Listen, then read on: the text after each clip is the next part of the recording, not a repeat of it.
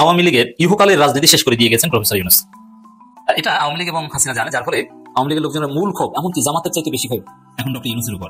একটা সময় আওয়ামী লীগ কিছু হলে জামাত শিবির জিকির করতো, কিন্তু না, এবার আওয়ামী লীগের সমস্ত জিকির সব কিছুর কেন্দ্রবিন্দু ডক্টর ইউনূস। কারণ ডক্টর ইউনূস যা করে গেছেন, যা যাচ্ছেন, ইহুকালে দাজ্জাল আসার আগ পর্যন্ত, এখন দাজ্জালের সহযোগী হিসেবে যদি আওয়ামী লীগের রাজনীতি দাঁড়ায়, দাজ্জাল আনুষ্ঠানিকভাবে রাষ্ট্র ক্ষমতা যে নিবে ইমাম মাহাদির হাতে পরাজয়ের আগে, ওই দাজ্জালের পক্ষের শক্তি হিসেবে যদি কিছু সময়ের জন্য এস্টাবলিশ হতে পারে, এছাড়া আওয়ামী লীগের জীবন আসতে পারবে না। সেই ঘটনা ইউনূস ঘটিয়ে দিচ্ছে। শুধু এটা না, ইউনূসের যে চমক, যেটা আমরা কেউ কল্পনা করিনি, এখন সেটা হচ্ছে। সেই চমকে আওয়ামী লীগ পালিয়ে যাওয়ার সাথে সাথে বিএনপির সফলতা বগলে করে নিয়ে গেছে। এর মানে বিএনপির রাজনীতি বাংলাদেশে আসলে নাই। এখন এটা কিভাবে ইউনূস করেছেন দেখেন। হাসিনার ফাঁসি হবে এত অল্প সময়ের মধ্যে, আপিল টেপিল করতে পারবেন এমন একটা পরিস্থিতি, এটা কেউ কল্পনা করেছেন? এটা ইউনূস করেছে। এরপরে হাসিনার ফাঁসির রায়ের বিরুদ্ধে বিএনপি অবস্থান নিয়েছে। বিএনপি বলে যে এই কোর্ট তারা বাতিল করবে এবং তারা এই বিচার মানে না। এরপরে তাদের বিরুদ্ধে কোর্ট অফ কন্টেম্প্ট, মানে আদালত অবমাননার মামলা হয়েছে। মজা না? এখন তাদের নির্বাচন করতে পারবে কি পারবে না, এটা অনিশ্চয়তার মধ্যে পড়েছে। এর মানে হাসিনার ভবিষ্যৎ আওয়ামী লীগের ভবিষ্যতের সাথে বিএনপির ভবিষ্যৎ ওতপ্রোতভাবে জড়িত। ফাঁসির রায় হাসিনার, বিএনপি দুই গ্রুপে মারামারি করে মরে। আওয়ামী লীগের কেউ কিন্তু হাসিনা ফাঁসির রায়ের দিন মারা যায়নি, কিন্তু বিএনপির দুইজন মারা গেছে। এটা একদম যে আওয়ামী লীগের ভবিষ্যৎ ধ্বংসের সাথে বিএনপির ভবিষ্যৎ ধ্বংস হয়ে যাচ্ছে। আমরা আওয়ামী লীগ নিষিদ্ধের যে সিস্টেমটা, এটা ইউনূস কিভাবে করলেন দেখেছেন? অসাধারণ, চমৎকার সিস্টেমে নিষিদ্ধ করে দিয়েছেন জনগণের আন্দোলনকে সামনে রেখে। সারা পৃথিবী চুপচাপ, কেউ কিছু বলতে পারছে না। এটা সিরিয়াসলি বিএনপি ঠেকাতে চেয়েছিল, কিন্তু কাজ হয়নি। কেন শেখ হাসিনার ফাঁসির বিরুদ্ধে বিএনপি, কেন আওয়ামী লীগ নিষিদ্ধের বিরুদ্ধে, কেন আওয়ামী লীগকে নির্বাচনী রাজনীতি আনতে চায়, রিফাইন্ড আওয়ামী লীগ চায় বিএনপি? কারণ জানে যে আওয়ামী লীগ না থাকলে বিএনপি খাওয়া নেই। অতএব এগুলো কিছু হতে দেয়নি, আওয়ামী লীগকে রাজনীতি আসতে দেয়নি, রিফাইন্ড আওয়ামী লীগ না, একদম আওয়ামী লীগ ফ্রি। শেখ হাসিনার ফাঁসির রায়, এই বিষয়টার অগ্রগতি নিয়ে মূলত আলোচনা। ফাঁসির রায় হয়েছে যাতে আওয়ামী লীগের মনোবল একদম ভেঙে পড়েছে। আওয়ামী লীগের মাঠ পর্যায়ে দুই চারজন সমর্থক যারা ছিল তারা একদম হতাশ যে না, শেষ পর্যন্ত হাসিনা ফাঁসির রায় হয়ে গেল, কখন ধরে আনে বলা যায় না। এই আতঙ্কে দিন কাটছে। তখন হাসিনা মারা গেল, বাংলাদেশে লাশ আনতে পারবে না, এমন একটা অবস্থা। ঈদ করে খিলাফ ইউনূস ধীরে ধীরে এই অবস্থা করতে পেরেছেন। এইভাবে হাসিনার আরো অনেক মামলা রায় হচ্ছে, আপনারা জানেন। তাতে সব মিলিয়ে ইউনূস আসলে অসম্ভবকে সম্ভব করতে পেরেছেন। আরো অনেক কিছু করবে, সুষ্ঠু নির্বাচন উপহার দিয়ে ছাড়বেন বাংলাদেশে। এক এক করে ঘটনা বেরিয়ে আসছে, যত নিম্নমানের দুর্নীতি, সেগুলো তো এখন শেখ হাসিনা এবং তার পরিবারের সদস্যদের না। আজকেই সেই রায় দেখতে হচ্ছে প্লট দুর্নীতির মামলা। গণহত্যা মামলায় শেখ হাসিনাকে মৃত্যুদণ্ড দেওয়া হয়েছে। ওটা বুঝলাম যে এটা একটা যুদ্ধ ছিল, সেই যুদ্ধে শেখ হাসিনা পরাজিত হয়েছে।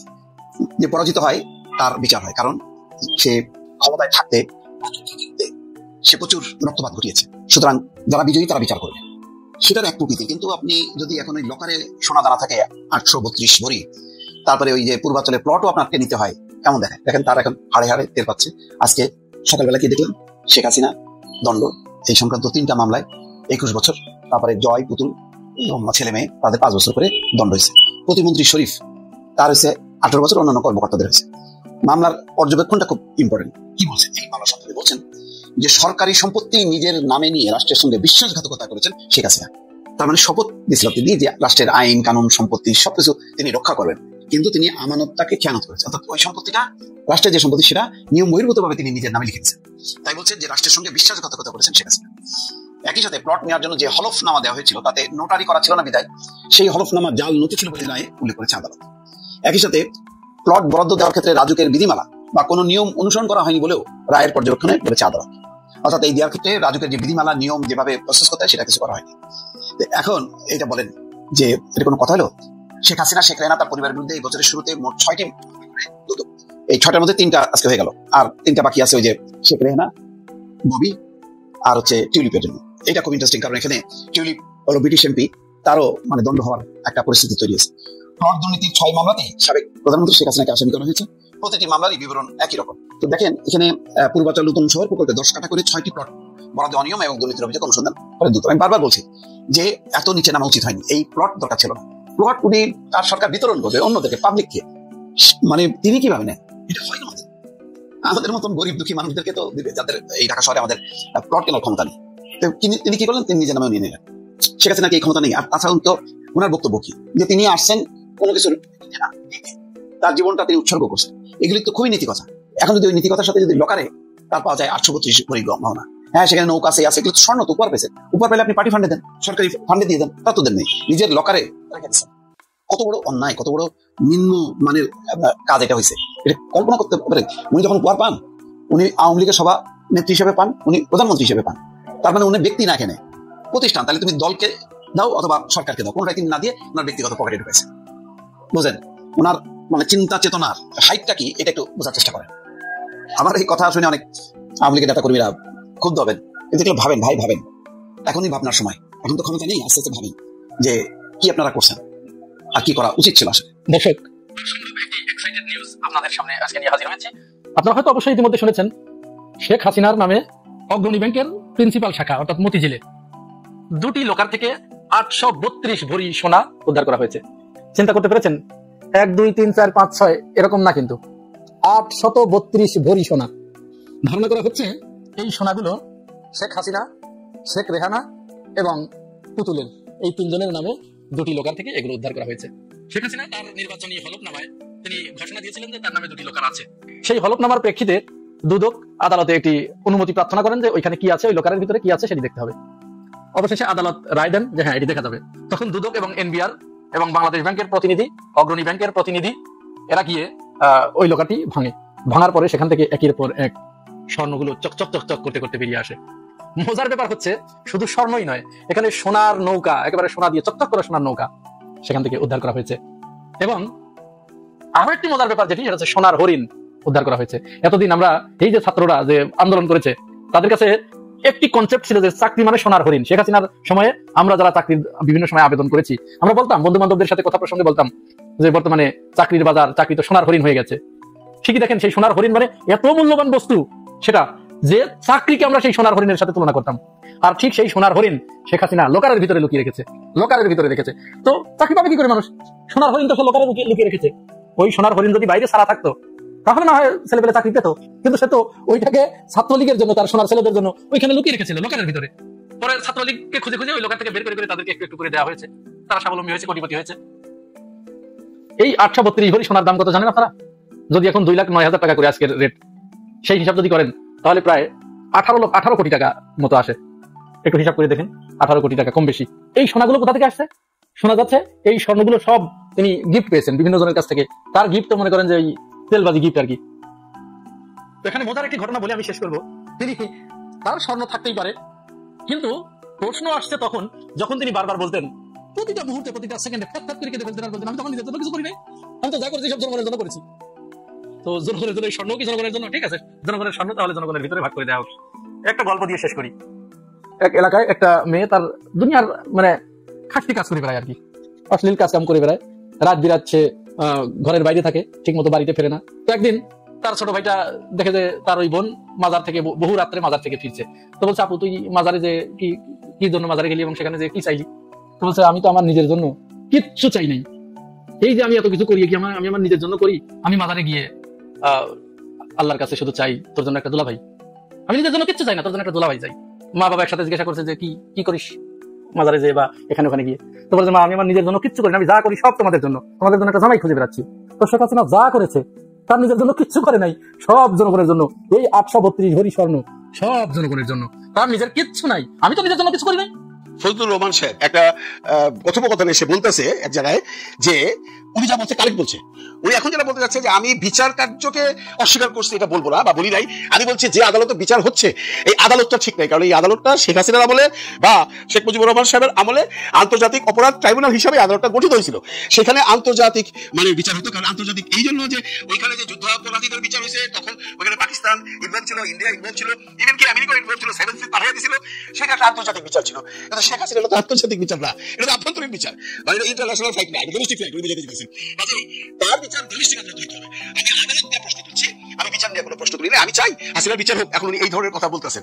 এখন অনেকেই বলতেছেন উনি এগুলো কেন বলতেছেন? উনি বলতেছেন একটি কারণে যে উনি শোনা কথা, কিন্তু আমার কথা আমি বিভিন্ন জায়গা থেকে শুনছি ভাই, উনি আসলে ইলেকশনে ওনার বিরুদ্ধে যে জামাতের যে প্রার্থী দাঁড়াইছে, যার সম্পর্কে উনি বলেন একটি স্টেশনে মানে একটি কনস্টিটিউয়েন্সি থেকে একটা জায়গা থেকে পাস করতে পারবে না, জামাত থেকে দিবেন। এটা হলো ফজলুর রহমান সাহেবের ভাষণ।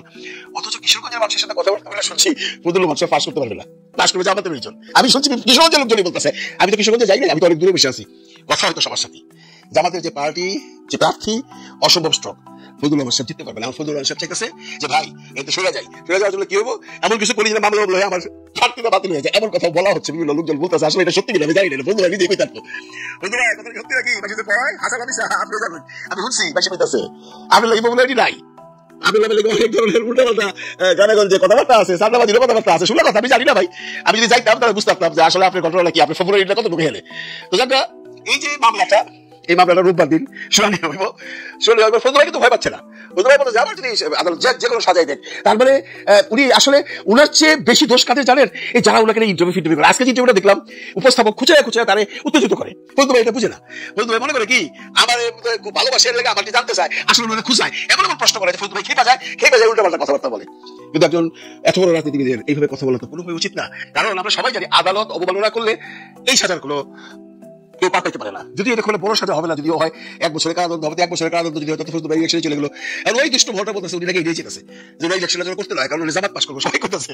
ফজলুল ভাই ভালো করতে পারবো, যদিও উনি কিন্তু বলেও দিছে যে জামাত যদি তার এখান থেকে একটা সিটে পাস করে, একটা সিটে যদি পাস করতে উনি বিষ খাইব।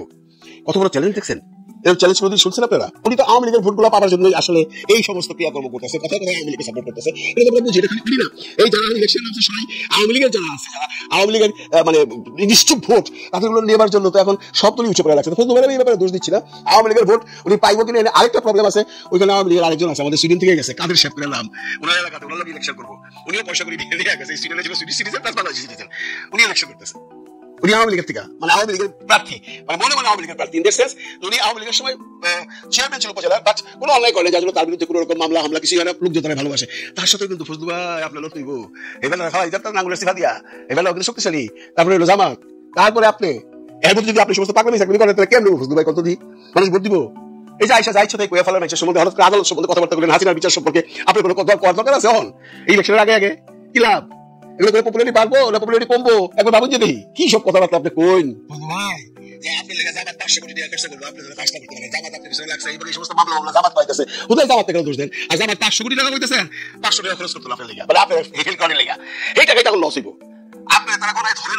বিশ্বাস করেন আপনি ধরে না কেন আপনার এলাকার লোকের সাথে অ্যানালিসিস করে দেখছে জামাত যে এখানে কে পাস করবো। 500 কোটি তো বহুত বড়। इज्जत उसको मिली जो वतन से निकल गई, ओ फूल सर पे चढ़ी जो वचन से निकल गई। এর মানিটা কি বুঝছেন? শায়রি কইলাম আর কি, সবাই শায়রি বলতেছে তো আমি একটু বললাম। এর অর্থ হলো ওই ফুলটাই ইজ্জত পাইছে যে বাগান থেকে বের হয়ে কারো খোপায় উঠতে পারছে, আর ওই মানুষটাই ইজ্জত পাইছে যে নিজের দেশ থেকে মাতৃভূমি থেকে অন্য দেশে ভিন্ন দেশে পা রাখতে পারছে। इज्जत उसको मिली जो वतन से निकल गई, ओ फूल सर पे चढ़ी जो वचन से निकल गई। কিন্তু ওই ফুলটা কি আমাদের শেখ হাসিনা, উনিও তো বিদেশের মাটিতে পা রাখছে। হ্যাঁ, এই মুহূর্তে ওনার 14 গোষ্ঠীর সবাই বিদেশে।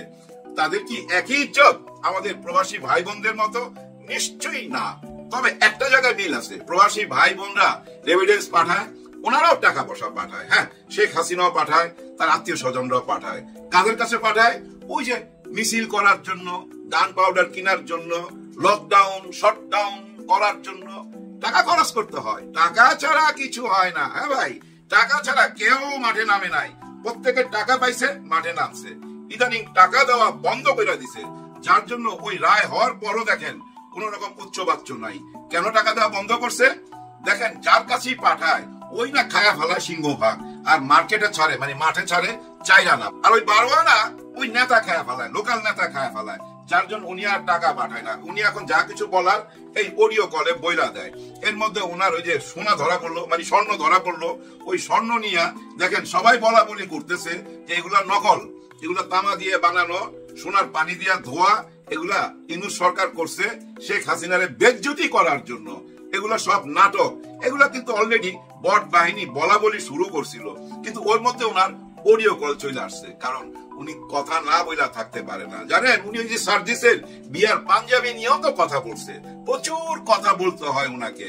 এখন বলছে এগুলা আমাদের পারিবারিক, অনেক আগে আমরা রাখছি, উনি অস্বীকার যায় নাই, কিন্তু একদিক দিয়ে সত্যবাদী, কিন্তু দেখেন উনি অস্বীকার যায় নাই, কিন্তু তাদের মুখে চুনকালি দিল যারা তার হয়ে বলতেছিল এগুলা তামার তৈরি, এগুলা ইউনূস সরকারের নাটক, তাদের মুখে ঝামা ডইলা দিল সত্যবাদী আমাদের আপা। হ্যাঁ, উনি বলছে আমাদের পারিবারিক ভাবে এগুলা পাওয়া, আমরা কি ফকির নাকি, আমাদের বংশ পরিচয় আছে না, এরকম কথা বলছে। কিন্তু আবার এটাও বলছে আমি তো জীবিত, আমার কাছে চাবি সেই লকারের, সেই লকার কেন খুললো, এটা বেআইনি কাজ হয়েছে, এই কথাও বলছে। বলতে থাকুক। এর মধ্যে আরেকটা রায় চলে আসছে, আপনারা দেখছেন 6টা মামলার রায় হয়েছে, এর মধ্যে 4টা রায় ওনার বিপক্ষে গেছে। প্রায় 21 বছরের আবার কারাদণ্ড হয়েছে, 21 বছর জেলে থাকতে হবে। কোন মামলা 5 বছর, কোন মামলা 6-7 বছর, এরকম করে 21 বছর ওনাকে জেলে থাকতে হবে। যার ফাঁসি হয়ে গেছে ও আর এখন জেলে থাকবে কিভাবে? আর ওনাকে কি দিবে? ওরা দিবে না। আমরা অনেকেই এই কথা বলি, কিন্তু আগামীতে সময় বইলা দিবে ভাই। দেখেন না কলকাতার মধ্যে পোস্টারিং হচ্ছে, কলকাতা ছায়া গেছে তো পোস্টারে। কারণ আমরা সবাই জানি, আমরা অনেকেই কলকাতায় গেছি তো, দেখছি তো ওদের হোটেল ব্যবসা, আবাসিক হোটেল, খাওয়ার রেস্তোরাঁ এবং হাসপাতাল, নিউ মার্কেট, এরকম প্রায় অনেক ব্যবসায়ী নির্ভর করতো বাংলাদেশের উপরে। আমরাই ছিলাম ক্রেতা, ওই ক্রেতা তো তারা হারাইছে, যার জন্য তারা বলতেছে শেখ হাসিনাকে কেন এখানে রাখা হবে। এমনও কথা লেখা আছে পোস্টারে, লাথি মেরে বের করে দেওয়া হোক, এরকম কথা বলা আছে। ভাই প্রেস্টিজে লাগে না, ইজ্জতে লাগে না? আমার তো লাগে। 4 বারের প্রধানমন্ত্রী, ওনার বাবা এই দেশের স্বাধীনতার সাথে জড়িত, উনি একটা দেশে আছে, এই জন্য আপনারা ওইভাবে কথা বলতে পারেন না, ভদ্রভাবে কথা বলবেন। লাথি মাইরা ফালাই দিতে কন, এটা কোন ধরনের কথা? কথাটা ঠিক না।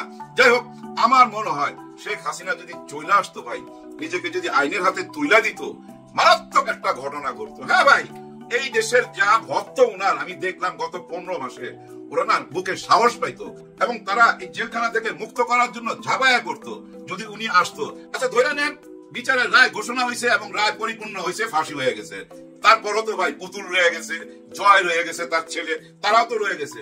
এর মধ্যে তাদেরও কিন্তু আবার সাজা হয়ে গেছে। ওরাও কিন্তু ওই 10 কাঠা জমি নিছে, যে এর মধ্যে কোনো আইন কানুন কিচ্ছু মানে নাই ভাই, জোর করেই নিছে একরকম। ওই মামলার 5 বছর করে সাজা হয়ে গেছে, টিউলিপ আছে না, টিউলিপ করে সাজা হয়ে গেছে। তার মানে কি জানেন, বংশের কেউ বাদ নাই, পুরো বংশেই এখন আইনের চোখে অপরাধী। যাই হোক, আইন কিভাবে ওনাদেরকে সাজা দিতে পারবে কিনা সেগুলো ভাই পরের সাবজেক্ট। কিন্তু এখন এই মুহূর্তে তো আমাদের দেশে নির্বাচন। দেখেন এই নির্বাচনে আমরা দেখছি 3টা দলের নামই সামনে আসে না ভাই? আসে তো ভাই, বিএনপির আসে, জামাতে ইসলামের আসে, এনসিপির আসে। আবার দেখেন ডক্টর ইউনূস স্যার যখনই বিদেশ গেছে, যে আমেরিকা গেল লাস্ট বার, 3টা দল কিন্তু নিয়ে গেল। তার মানে কি 3টা দলের পিছনে ওনার সহযোগিতা আছে। এদেরকে হাইলাইট করতে চাইছে বিশ্ব দরবারে, মানুষকে মানে বিশ্ববাসীকে বুঝাইতে চাইছে আমাদের দেশের 3টা শক্তি, অর্থাৎ রাজনৈতিক শক্তি, জামাতে ইসলাম, বিএনপি, এনসিপি। কিন্তু বর্তমানে এনসিপির অবস্থা কি? গতকালকে ভিডিওতে বলছি না, একটা ট্রাক যখন দ্রুত বেগে যায় তার পিছনে একটা ভ্যাকুয়াম তৈরি হয়, মানে একটা শূন্যতা তৈরি হয়। আর ওই শূন্যতা পূরণ করে কিভাবে? ধুলাবালি কাগজ উঠতে থাকে। দেখেন না ট্রাক যখন যায় ধুলাবালি কাগজ উঠতে থাকে, ঠিক তেমনি উঠতে এখনো উঠতেছে এনসিপি। একটা জায়গায় আসতে পারে নাই ভাই, ওই ভ্যাকুয়াম জায়গায় ঢুকছিল। কিন্তু জুলাই গণ অভ্যুত্থানে একটা চেতনা মানুষের ভিতরে যেভাবে আসছিল, আর ওই আবেগটা ট্রাক যেভাবে ছুটতেছিল, ওর মধ্যেই ধুলাবালির মতো উঠতে এই এনসিপি এখনো কেন উঠতেছে? এখনো কেন একটা জায়গায় আসতে পারে নাই? কারণ কি ভাই? সিদ্ধান্ত কেন নিতে পারতেছে না? এর পিছনে নিশ্চয়ই কারণ আছে। দেখেন আসিফ মাহমুদ সজীবকে আজকেই দেখলাম সাংবাদিকরা জিজ্ঞেস করতেছে, আপনি তো নির্বাচন করবেন বলছেন, কিন্তু এখনো তো চেয়ারে বসে রয়েছেন, এই চেয়ার কবে ছাড়বেন এবং কার সাথে আপনি নির্বাচন করতেছেন? শুনছি অমুক দলের সাথে। উনি বলতেছে না, আমি কার সাথে নির্বাচন করব, কিভাবে নির্বাচন করব, কোথায় নির্বাচন করব সেটা পরে জানা যাবে, তবে আমি নির্বাচন করতে পারি, কিন্তু নির্বাচন করলে এই চেয়ার ছাইড়া দেব। আরে ভাই, আপনি তো ঘোষণা দিয়েই ফেলাইলেন, এখন চেয়ার ছাড়তেছেন না কেন? এই চেয়ার না ছাড়ার পিছনে 2টা কারণ হইতে পারে ভাই। দেখেন, একটা কারণ যে তারেক রহমান সাহেব বাংলাদেশে আসার পর এই সিদ্ধান্তটা উনি নিবে। আরেকটা কারণ কি, সরকারের মধ্যে কি এরকম কোন প্রশ্ন দেখা দিছে? নির্বাচন নাও হইতে পারে, হ্যাঁ, নির্বাচনের কোনো গন্ডগোল হইতে পারে, কোন গোয়েন্দা রিপোর্ট আছে যে নির্বাচন পিছাইতে পারে, যার জন্য এই গদি ছাড়তেছে না। কারণ নির্বাচন যদি হইতো, কনফার্ম যদি উনি হইতো, উনি তো সরকারের মধ্যে, উনি কনফার্ম হলে তো ছাইড়া দেওয়ার কথা। কারণ কি, আগামী 2 সপ্তাহের মধ্যেই তো তফসিল ঘোষণা হবে। এখনো কেন সিদ্ধান্তহীনতায় ভুগতেছে? এর মধ্যে আবার ওই যে মাহফুজ আলমও আছে। এই দুজনই কিন্তু এনসিপি কে পরিচালনা করে, যার জন্য এনসিপির মধ্যে এখন দুইটা ভাগ হয়ে গেছে। এই যে এর মধ্যে আমরা শুনলাম 4টা দলকে নিয়ে ওনারা এনসিপি গঠন করতেছে। দেখেন, তখনই আমার মনের মধ্যে প্রশ্ন জাগছে, আচ্ছা এই নেতা কে হবে? কারণ কি জানেন, এবি পার্টি যদি এখানে থাকে, মঞ্জুর সাহেব কিন্তু খুব বিজ্ঞ লোক, উনি কি এই নাহিদ ইসলামের পিছনে পিছনে হাঁটবে? এর মধ্যে আবার দেখেন ব্যারিস্টার ফুয়াদ সাহেব, হায় অগ্নি ঝরা কণ্ঠ, এই কণ্ঠ কি পিছনে দাঁড়াবে নাকি সামনে দাঁড়াইতে চাইবে? তার মানে কি এখানে একটা ব্যক্তিত্বের লড়াই আছে ভাই। হ্যাঁ ভাই, এখানে একটা প্রেস্টিজের ব্যাপার, সম্মানের ব্যাপার, ইজ্জতের ব্যাপার। এই যে ব্যক্তিত্বের লড়াই, এই ব্যক্তিত্বের লড়াই থেকে এই এনসিপির এই 4 দলের নেতা কে হবে এটা বাছাই করা খুব কঠিন। কারণ কি জানেন, লেট হয়ে গেছে ভাই। বিকেলে ভোরের ফুলই ভাই, সকালের ফুলই ওই প্রেমিকার খোবায় দিতে হয়। বিকালে ফুল দিতে গেলে ভাই পাতা ঝইরা যায়, রোদের মধ্যে শুকাইয়া যায়। তো ভাই দেরি হয়ে যাইতেছে না, অনেক দেরি হয়ে যাইতেছে। আবার বিতর্কের মধ্যেও জড়ায় যাইতেছে। বন্ধন নিয়ে কথা বলে না, বন্ধন নিয়ে তো সাপোর্ট দিল না, ডক্টর ইউনূস স্যারকে সাপোর্ট দিল না। আবার বাউলের ব্যাপারটাও দেখেন, এখানেও কিন্তু হজগরল। ওনারা কি বুঝাইতে চায় ওনারা নিজেরাও আমার মনে হয় জানে না। ওনারা মনে করতেছে কি জানেন, ওনারা হয়তো বুঝাইতে চাইতেছে ওনারা একটা আধুনিক মাইন্ডের, মানে বর্তমানে যে আধুনিক যারা সুশীল, যারা খুব নিজেকে উচ্চ শিক্ষিত মনে করে, তাদের দল বানাইতে চাইতেছে। এটা মাথায় রাখেন। যার জন্য ওই বাউল সরকারকে নিয়ে হজ বড়ল মন্তব্য করে, এটা কিন্তু অনেকে মেনে নিতে পারে নাই। কিন্তু ওনাদের মনে রাখতে হবে, বাংলাদেশের 90% মানুষ মুসলমান। পৃথিবীতে 3 নম্বর না 4 নম্বর স্থানে আছে বাংলাদেশ ইসলামিক কান্ট্রি হিসাবে। আর ওই ইসলামিক কান্ট্রিতে কেউ আল্লাহকে নিয়ে কটূক্তি করবে আর সেটার পক্ষে আপনি থাকবেন? না না না না, এটা হইতে পারে না। এর মধ্যে দেখলাম সরকার ধরপাকড়ের জন্য অনুমতি দিছে। যারা ওই আবুল সরকারের ওই ব্যাপারটা নিয়ে মারামারি ধরাধরি করছে, ভাঙাভাঙি করছে, ওদেরকে অ্যারেস্ট করবে। যাই হোক, এটা আইনের ব্যাপার। কারণ আইন তো কোনোদিন এই মব জাস্টিসকে মাইনা নিতে পারে না, অরাজকতা মাইনা নিতে পারে না। ওইটা আইনের গতিতে যাইবে। আইন যদি দেখে এটা অন্যায়, নিশ্চয়ই আইন সেভাবেই তো আগাবে। ওইখানে আমাদের হস্তক্ষেপ করা কারোরই উচিত হবে না। দেখেন, এই 5ই আগস্টের পরে আইনের উপরে হস্তক্ষেপ করা হয়েছে। হ্যাঁ ভাই, আইনকে কাজে লাগানো হয়েছে। কিভাবে কাজে লাগাইছে দেখেন, যার শত শত মামলা আছে সেও বাইরে হয়েছে। ভালো মানুষের বিরুদ্ধে মামলা ছিল ভাই, তারা তো মুক্তি পাইছে। সঙ্গে ভাই অনেক সন্ত্রাসীও মুক্তি পাওয়া গেছে এই আইনের ফাঁক দিয়া। যাদের 13টা 14টা 15টা মার্ডার কেস আছে, তারাও কিন্তু এই আইনের ফাঁক দিয়া বাইরে হয়ে গেছে। দলের নাম বেচা আইনের ফাঁক দিয়া বাই করে দিছে। যার জন্য দেখেন না এত অরাজকতা। গতকাল তো ভাই বাংলাদেশের অনেক বিশাল বড় দলের কর্মীর বাসায় ভাই অনেক মালপত্র বাইরেছে। আর্মির অপারেশন চলতেছে, কিন্তু কমতেছে না। কেন কমতেছে না? ওই জন্য বললাম না, 5ই আগস্টের পরে কিছু ভুল সিদ্ধান্ত নেওয়া হয়েছিল। ওই ভুল সিদ্ধান্তের মধ্যে সবচেয়ে বড় ভুল যেটা, সেটা সন্ত্রাসীদেরকে বাইরে ছাইড়া দেওয়া। এদেরকে আবার ভিতরে ঢুকাইতে হবে। ভিতরে না ঢুকাইয়া নির্বাচন করা কঠিন হয়ে যাবে। কিন্তু নির্বাচনে কে জিতবে এইটাই এখন বড় কথা। সামনে চলে আসছে না প্রশ্ন, নির্বাচনে কে জিতবে। দেখেন, ছোট্ট একটা হিসাব দেই আমি, নির্বাচনে কে জিতবে। ধরে নেন বিএনপি যদি ক্ষমতায় চলে আসে, তাহলে আওয়ামী লীগের রাজনীতি কি? থাকে? বিএনপি যদি ক্ষমতায় আসে, আওয়ামী লীগের রাজনীতি থাকে না। কারণ স্বাধীনতার পক্ষের দল বিএনপি, ওনারাও স্বাধীনতার পক্ষে। এখন দেখেন, নিজেরা মারামারি করবে। এই যে আন্দোলন চালায় যাবে দিল্লি থেকে, কি বলে বেড়াবে? ওনারাও স্বাধীনতার পক্ষে, ইনারাও স্বাধীনতার পক্ষে। তার মানে কি জানেন, এই আওয়ামী লীগ এই নির্বাচনের আগে একটা সিদ্ধান্তে আসবে। ওইখান থেকে এই গোপন সিদ্ধান্ত দিয়ে দিবে যে তোমরা সবাই জামাতকে ভোট দাও। কেন এই কথাটা বললাম? কেন জামাতকে ভোট দিতে বলবে? দেখেন, জামাতকে যদি আওয়ামী লীগ ভোট দিয়ে পাশ করায় দেয়, তাহলে আওয়ামী লীগের রাজনীতি আবার ফিরে আসে। কি ধরনের রাজনীতি? যখন ক্ষমতায় আসবে জামাত ইসলাম, তখনই ওই আবার দিল্লি থেকে ভারতের মিডিয়াকে কাজে লাগায়া ওনারা বলা শুরু করবে দেশ চলে গেছে জঙ্গিদের হাতে। একদম সরাসরি আঙুল দিয়ে দেখাই দিতে পারবে। তখন তো দাঁড়িয়ে আর টুপিওয়ালা মানুষ বেশি দেখা যাবে রাস্তাঘাটে, তখনই এগুলো বলবে। আর এই জঙ্গি বইলা সারা বিশ্বে ছড়াই দিবে। তার মানে কি, তাদের একটা রাজনীতি করার সুযোগ, যেটা তারা 54 বছর করে আসছে। তাদের রাজনীতি কি? যে আমরা স্বাধীনতার পক্ষে, ওরা রাজাকার, ওরা স্বাধীনতার বিপক্ষে। ওই রাজনীতিটা করতে হইলে তাদের ভোটগুলা জামাত ইসলামকে দিয়া, জামাতকে পাশ করায়া তাদের রাজনীতিতে আবার ফিরে আসার সুযোগ থাকে। এইটাই হইলো ভাই অঙ্ক। আর যদি বিএনপি কে পাশ করে আনে,